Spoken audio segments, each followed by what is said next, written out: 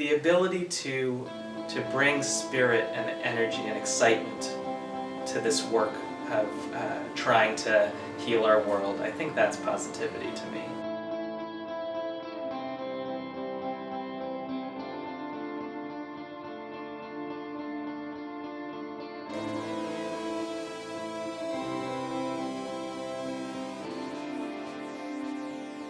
Operation Understanding DC is a year-long dialogue program for African American and Jewish high school students.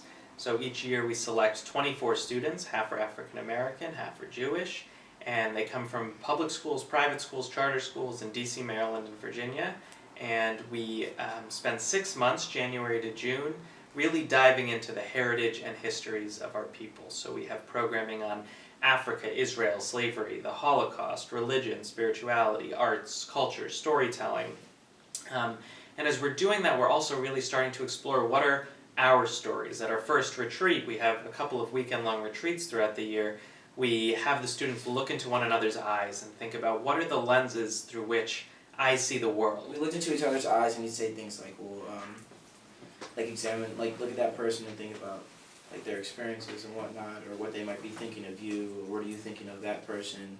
We actually had the chance to do it again when we finished, or when we graduated and we were sitting in the room and we were standing there. And I don't know, just looking into that person's eyes, I just thinking to myself about how much we've been through in this program and how much I just didn't know was in store for me. So they really start thinking about not only why are we bringing together blacks and Jews and what is the story there and what is the community we're hoping to form, but also how have our communities been shaped, how has our history been shaped, how have we been taught to think about ourselves, and then how have we been taught to think about others. For me, as a Jewish woman, like what is it like, what has my experience been growing up with these identities, and then also having the opportunity to hear from other identity groups that I personally have never experienced or like interacted with as fully as I had as a Jewish woman. Those stories and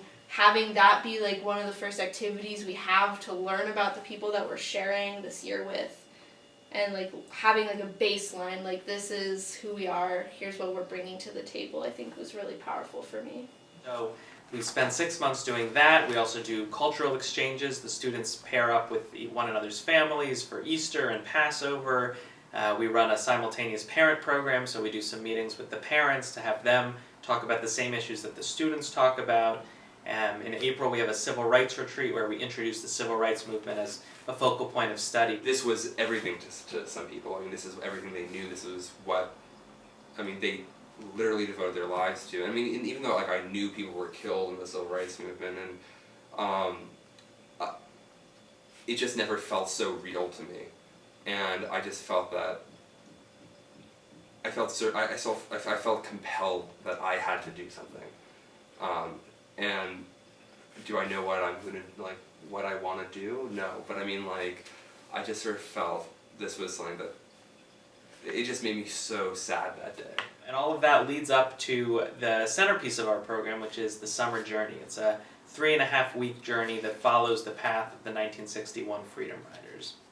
So we go to New York, North and South Carolina, Georgia, Alabama, Mississippi, and Tennessee, and we're not only visiting sites of significance to Black and Jewish communities, but we're going to ground zero of the civil rights movement. We are going to worship services at mosques, churches, and synagogues. We're meeting with people who were active in the civil rights movement when they were the age of our students, and who don't say Reverend Dr. Martin Luther King, they say my friend Martin, and who are taking those skills and also applying them to today. So we meet with the founder of Black Lives Matter in New York. We meet with people working to end mass incarceration in Montgomery, Alabama, people tracking anti-Semitism around the country. And we continue to explore our own identities, our own stories, and start to think about, as we walk the path of history, what can we take and whose shoulders can we stand upon so that we can be the shapers of where that path goes next. I felt like there's so many shadows that we are under, and I just never really understood just how big the statues were. I really looked into why I know some of the names that I knew, like Fannie Lou Hamer, and like why some of these people people at my church talk about and things like that.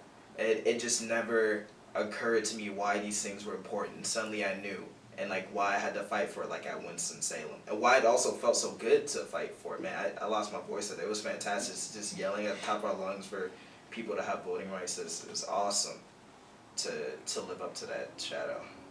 And that's what we do in the third part of the program. The students receive intensive training in speech making and facilitation, and then they give speeches at houses of worship and lead prejudice reduction dialogues, inclusion workshops, privilege awareness exercises, and they do that for teachers, for peers, for middle school students, high school students, and really for anyone who will listen. They speak at churches, they speak at Congress, they speak on the radio, and they really become ambassadors for understanding and for social change. While, we'd spend so much time, learning about the realities of the civil rights movement, and how much we'd achieved, seeing how much more there was left to do, and the inequalities and that kind of thing was definitely, I think that was the click for me. I guess in OUDC, what that has meant for me is, that it's helped me realize that even though the process can be slow, the result, you can get positive results eventually, and with effort and determination,